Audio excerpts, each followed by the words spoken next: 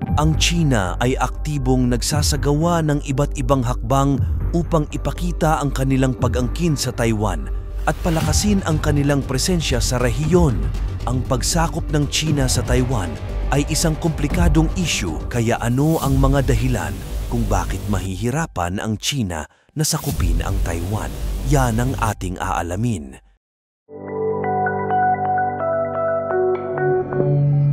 Ang isa sa mga pinakamahalagang tanong para sa mga defense analyst ngayon ay malapit na bang lumusob ang China sa Taiwan? Dambuhalang bansa kung ituring ang China laban sa Taiwan, pero wag ismolin ang Taiwan dahil maraming malalakas na bansa ang tumutulong at sumusuporta sa kanila gaya na lamang ng Amerika. Bakit mahirap masakop ng China ang Taiwan? Geographical challenges. Bagamat ang Taiwan ay nasa tabi lang ng China, pero ang Taiwan ay isang isla na napapaligiran ng tubig, kaya't ang anumang pagsakop ay mangangailangan ng isang malaking operasyon ng amphibious assault. Ang ganitong uri ng operasyon ay napakahirap at mapanganib dahil sa mga kondisyon ng dagat at panahon. Matibay na depensa ng Taiwan.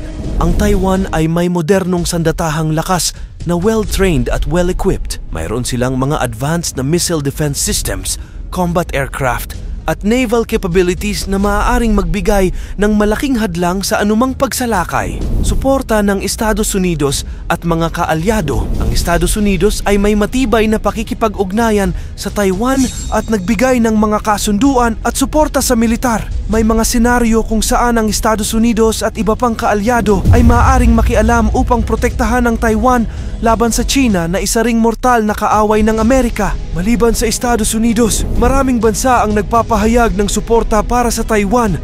Ang moral at politikal na suporta mula sa ibang bansa ay nagpapalakas ng loob ng Taiwan at nagpapahirap sa China na makamit ang kanilang layunin. Isa pa, ang pagsakop sa Taiwan ay maaaring labag sa internasyonal na batas, partikular ang mga prinsipyo ng United Nations na nagtataguyod ng soberanya at hindi pakikialam sa mga internal na usapin ng ibang bansa. Ang legal na aspeto na ito ay magpapalakas ng posisyon ng Taiwan sa pandaigdigang komunidad. Economic and political effects. Ang isang pagsakop ay magkakaroon ng malalaking ekonomiko at pampulitikang epekto. Maaaring magkaroon ng internasyonal na paghatol at sanksyon laban sa China na maaaring makasira sa kanilang ekonomiya. Ang global supply chains, lalo na sa sektor ng teknolohiya, ay maaapektuhan din dahil ang Taiwan ay isang mahalagang tagagawa ng semiconductor, cyber warfare.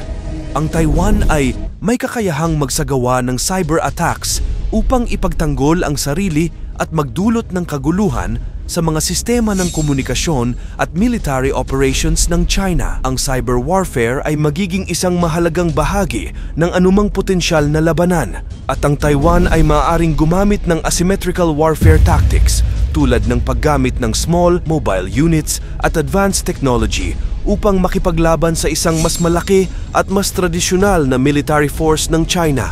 Ang ganitong uri ng taktika ay maaaring magdulot ng matinding pinsala at pagkaantala sa mga puwersa ng China. Paglaban ng mga manggagawa. Maraming Taiwanese na manggagawa ang maaaring mag-organisa ng strikes o iba pang anyo ng civil disobedience upang ipakita ang kanilang pagtutol sa anumang pagsakop na maaaring magdulot ng karagdagang problema sa pagpapatatag ng kontrol ng China sa isla. Sila ay may matibay na damdamin tungkol sa kanilang kasarinlan at demokrasya. Ang isang sapilitang pagsakop ay tiyak na haharap sa malakas ng pagiging nasyonalismo mula sa lokal na populasyon na maaaring humantong sa mahabang digmaang gerilya. Ito ang mga nagpapahirap sa China na makuha ang Taiwan ng basta-basta, kaya ang halos kaya nilang gawin sa ngayon ay panay salita at manindak. Paano ang diskarte ng China sa pagsakop sa Taiwan? Ang China ay aktibong nagsasagawa ng iba't ibang hakbang upang ipakita ang kanilang pag-angkin sa Taiwan at palakasin ang kanilang presensya sa rehiyon. Kaya sa kasalukuyan, sila ay nagsasagawa ng military pressure at pagpapalakas ng presensya. Regular na nagsasagawa ng malakihang military exercises ang China sa paligid ng Taiwan Strait. Ang mga ito ay madalas na may kasamang naval at air maneuvers na nagpapakita ng kakayahan ng People's Liberation Army na magsagawa ng amphibious assaults. Ganon din patuloy na pinapataas ng China ang bilang ng mga incursions ng kanilang military aircraft sa Taiwanese Air Defense Identification Zone. Ito ay isang paraan upang subukan ang depensa ng Taiwan at ipakita ang kanilang military presence. Aktibong hinihikayat ng China ang mga bansa na itigil ang kanilang diplomatikong pagkilala sa Taiwan at sa halip ay kilalanin ang People's Republic of China. Bilang resulta, nabawasan ang bilang ng mga bansa na may formal na ugnayang diplomatiko sa Taiwan. Gumagawa pa ng hakbang ang China upang hadlangan ang paglahok ng Taiwan sa iba't ibang internasyonal na organisasyon tulad ng United Nations, World Health Organization at iba pa, at sa kagustuhan ng China na manakop nagpapataw ito ng iba't ibang trade restrictions sa mga produkto mula sa Taiwan. Ang mga hakbang na ito ay bahagi ng economic coercion upang pilitin ng Taiwan na sumunod sa mga kagustuhan ng Beijing. Ang China ay gumagamit pa ng information warfare at propaganda upang maimpluwensyahan ang public opinion sa Taiwan at sa iba pang bahagi ng mundo. Kabilang dito ang pagpapakalat ng mga fake news at paggamit ng social media upang maghasik ng kaguluhan at takot. Sa kabuuan, ang mga hakbang na ito ay bahagi ng estratehiya ng China upang ipakita ang kanilang dominasyon sa Taiwan at palakasin ang kanilang impluwensya habang hinahadlangan ang anumang pagsisikap ng Taiwan na makakuha ng mas malawak na pagkilala sa internasyonal na komunidad. Bakit gustong sakupin ng China ang Taiwan? Una, historical claims. Naniniwala ang China na ang Taiwan ay bahagi ng kanilang teritoryo batay sa kasaysayan. Ang kanilang pag-angkin ay nakabatay sa mga sinaunang dynasties at kasaysayan bago ang ika-20th siglo. Kahit na ang kontrol ng China sa Taiwan ay hindi palagian at madalas na napapailalim sa iba pang mga kapangyarihan.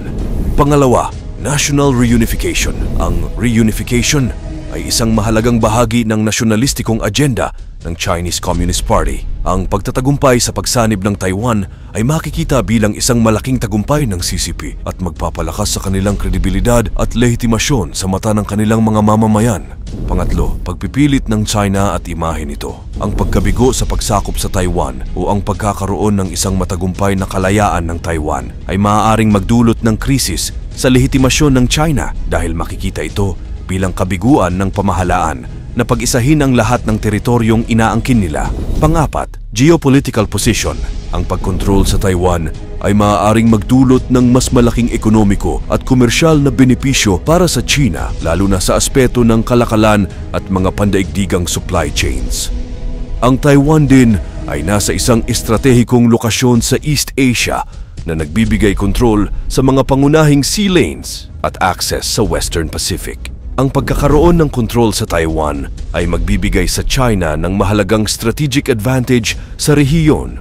Bukod dito, ang Taiwan ay isang makapangyarihang ekonomiya na may mataas na antas ng teknolohikal na kaalaman, lalo na sa semiconductor industry. Ang pagsanib sa Taiwan ay magbibigay sa China ng access sa mga advanced technologies at resources na mahalaga para sa kanilang ekonomiya. At ang pagkakaroon ng Taiwan ay magbibigay sa China ng isang buffer zone laban sa potensyal na pag-atake mula sa karagatan at magpapalakas sa kanilang defensive perimeter. Ang mga ito ay nagpapakita ng malalim na kahalagahan ng Taiwan sa pangkalahatang layunin ng China na palakasin ang kanilang kapangyarihan at impluwensya sa rehiyon at sa buong mundo. Sa tumitinding tensyon sa China at Taiwan, ano ang masasabi mo sa hakbang na ito ng China? Talaga bang nakahanda na sila na sakupin ng Taiwan? I-komento mo naman ito sa ibaba. Paki-like ang ating video, i-share mo na rin sa iba. Salamat at God bless!